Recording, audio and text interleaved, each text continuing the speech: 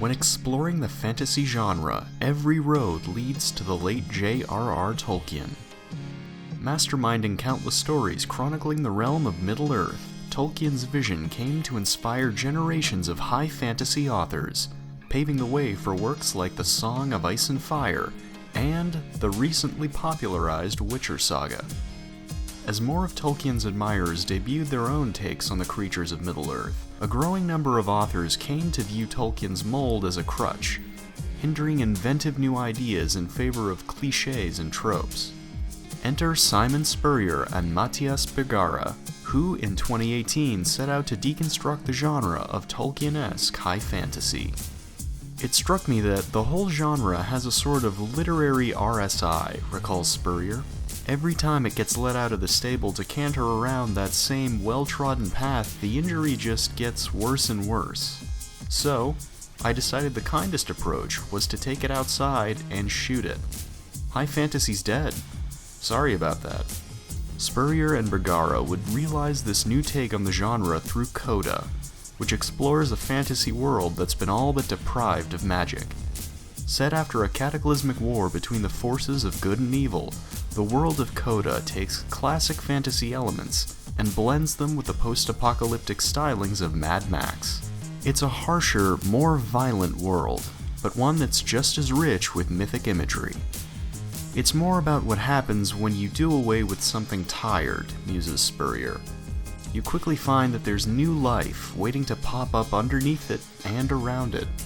Coda didn't actually kill the genre, but it does give a new perspective on Tolkien's lore. There are still orcs, elves, dragons, and knights, but instead of making that the driving force, Spurrier rests all of Coda's spectacle on a very human story. In place of wide-eyed hobbits and brawny knights, the book follows Hum, a bitter, unskilled bard who treks across the wasteland with his trusty mutant pentacorn. That's 5 horns, by the way. Called the Nag. Having spent most of his career embellishing the deeds of knights and kings, Hum has a more cynical view of the time before the Quench. That whole time feels like a dream, or if I'm honest, more like the memory of a drunken night. Flashes of obnoxiousness which felt so very clever at the time. The old world was beautiful and bright and crazy and brave. Mostly, I hated it. As a writer who's all too familiar with tall tales and mythical quests, don't use that word by the way, Hum is Spurrier's mouthpiece to poke fun at the tropes and cliches of high fantasy. And, of course, he's everything Tolkien's heroes aren't. Hum isn't brave or optimistic like Frodo, or powerful and all-knowing like Gandalf. He's a cunning, misanthropic anti-hero who ends up causing many of the problems he's forced to solve. Aside from his mutant pentacorn and a handful of people, Hum only cares about his wife Circa, who he claims is the only source of righteousness in his life. Her apparent capture by the fearsome Urkin intensifies Hum's mean streak, pushing him to lie, cheat, and hurt others in the pursuit of her rescue. While Hum experiences flashes of guilt for the people he hurts, he's quick to bury these feelings with a wry joke or a fatalist musing. Who's even bloody judging now? What higher authorities got me so tangled in knots? How can there be divine rewards and punishments, eh? The gods are all dead.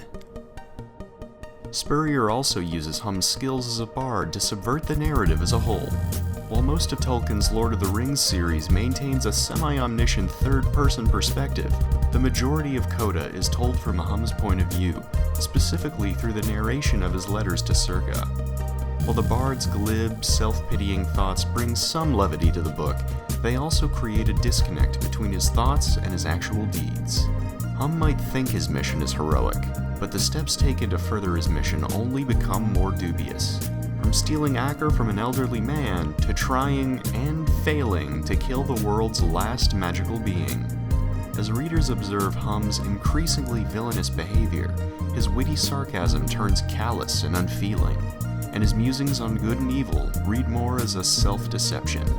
Here's what's troubling me, Circa. Is a bad turn still a bad turn, if it's for a good cause? These lies lay the groundwork for Issue 3's masterful twist. When Hum finally reunites with his wife, Circa is revealed to the readers as an Urkin defector instead of a captive. Not only does this invert Tolkien's noble men versus savage monsters narrative, but it also changes the dynamic between the two leads and the very nature of the Bard's mission. Rather than defeating a band of bloodthirsty Urkin, Hum's plan is to brew a potion that will cure Circa of her berserker's rage. The Bard genuinely believes in his plan, but others, like his friend in Ridgetown, theorize his motives are more selfish in nature. You know what your problem is? You're allergic to complications. You go around rolling your eyes at people and towns and all that, no matter how much you secretly want to fit, because it's easier being outside than in. You're just too scared to get involved, and her sleeping in there? She's your excuse. While the casually racist remarks Circa receives inform some of Hum's motivation, he's ultimately motivated to change Circa because he wants to sidestep his own personal growth. Circa's rage does surface from time to time, but it's rarely beyond her control. Instead of acknowledging Circa's Urkin heritage, Hum only sees it as a threat. It doesn't matter if I'm thinking of anyone or just myself. Upshot's the same. I have to save her from the demon that holds her hostage. While Hum outwardly clings to his belief, Spurrier and Bergara spend the next act planting the seeds of doubt in his plan and further developing Hum's turn as a villain. The Bard is suddenly bathed in shadows and sickly, muted tones. Bergara also changes Hum's posture, having him hunched behind or beneath Circa, like some sort of devil on her shoulder. Spurrier also gives Hum a conscience through the head of the Ilth that Hum steals. Continuing to rot as the Bard furthers his plan, the head taunts Hum and questions the motivation behind his actions. Instead of taking this advice, Hum doubles down and attempts to turn Circa before she leaves again. While Hum presents the potion to Circa as a labor of love, she quickly casts light on his selfish motives. Why do you think I come here, husband? I come here because I like it. I don't have to be proud of what my people did to this world, but I do have to like myself.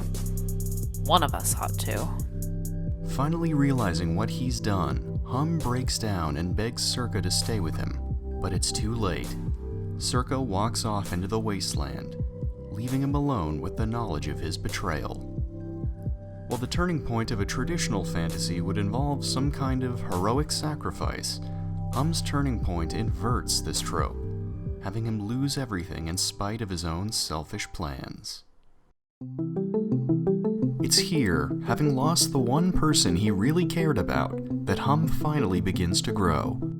Instead of the flowery, self-pitying prose of the earlier issues, Hum's monologue starts to show revisions and simpler, more honest statements. Visiting the people he's come across before, Hum begins to act out of kindness instead of profit.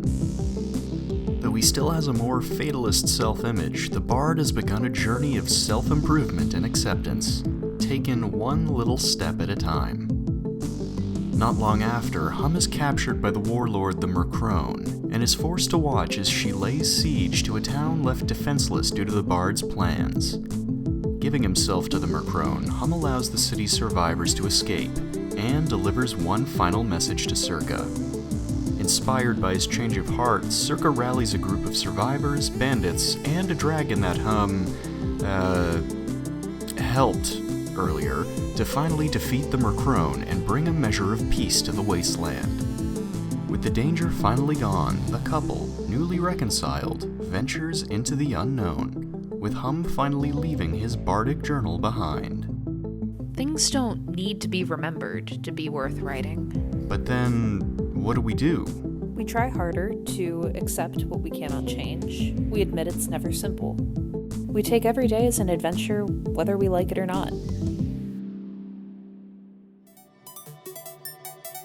By deconstructing the setting and themes of Tolkien's worlds, Coda is able to break new creative ground in the high fantasy genre. The book still features vibrant settings and larger-than-life action, brought to life with Bergara's fantastically surreal art, but Coda's spectacle takes a back seat to a more introspective journey. Instead of focusing on the wasteland war between Ridgetown and Thundervale, Hum and Circa's marriage becomes the heart of the book, highlighting the bard's change from reluctant hero to dysfunctional villain, and back again. While Tolkien's books went into extreme detail, tying up every loose end of the story, the fate of Coda's characters remains open-ended. Spurrier even sets up a happy ending with Hum's narration, only to reveal it as fake. And that's kind of the point. Unlike classic fantasy, real life can be messy, complicated, even uncertain. You never know what tomorrow might bring. And sometimes, that is adventure enough.